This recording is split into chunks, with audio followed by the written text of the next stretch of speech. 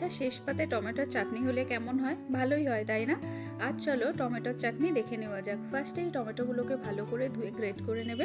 Great করে চাটনিটা বানালে কি হয়, তাহলে টমেটোর চাটনিটা জেলির মতো হবে। ফার্স্টেই কড়ার মধ্যে সর্ষের তেল দেবে, তার মধ্যে শুকনো লঙ্কা ছিঁড়ে দেবে।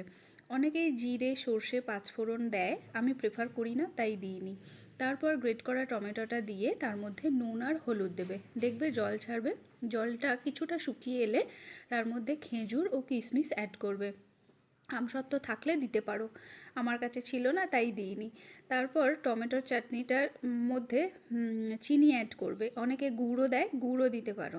চাটনিটা যখন চিটচিটে ভাব চলে আসবে, মানে আঠালো টাইপের ভাব আসবে, তখন বুঝবে চাটনিটা হয়ে গেছে।